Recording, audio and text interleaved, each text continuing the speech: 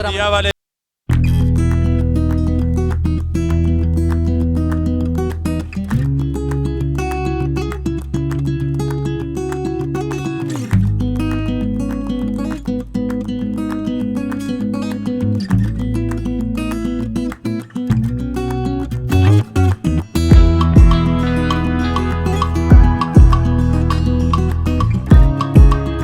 माशाल्लाह बदमाशी है महकमे दी।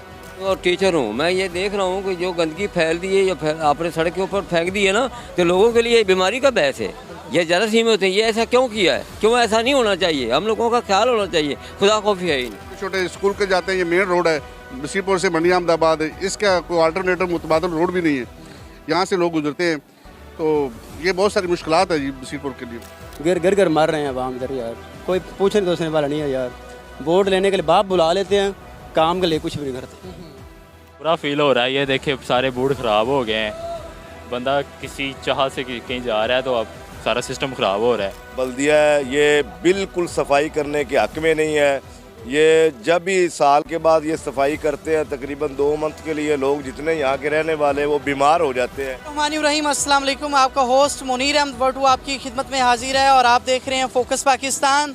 शहर बसीरपुर या तो लावारिस शहर है या यहाँ पे इंतज़ामिया की गफलत की वजह से यहाँ पे शहरियों को मुश्किलात का सामना होता है।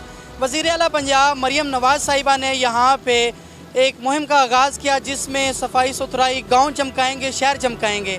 लेकिन अभी जो मौजूदा बसीरपुर के हालात हैं, यहाँ पे मंडी अहमदाबाद रोड पे मैं मौजूद हूँ। रात इंतज़ामिया की गफलत आप देखें कि उन्होंने यहाँ पे गंदा नाला है, गंदे नाले की सफाई की। और ये जो मेन रोड है मंडी अहमदाबाद, अगर आपको रोड का बताना चाहूँ तो सबसे ज़्यादा ये रोड इस्तेमाल किया जाता है। अभी मेरे साथ और शहर भी मौजूद हैं, हम उनसे जानेंगे आखिर ये क्या मामला है। पहले भी इस तरह का मामला पेश किया जाता है जिसकी वजह से आप सबसे पहले अगर देखा जाए तो बीमारियां आए दिन बहुत ज़्यादा पैदा होती हैं। बीमारियों के साथ साथ शहरियों को गुजरने में बहुत ज़्यादा मुश्किलात का सामना होता है।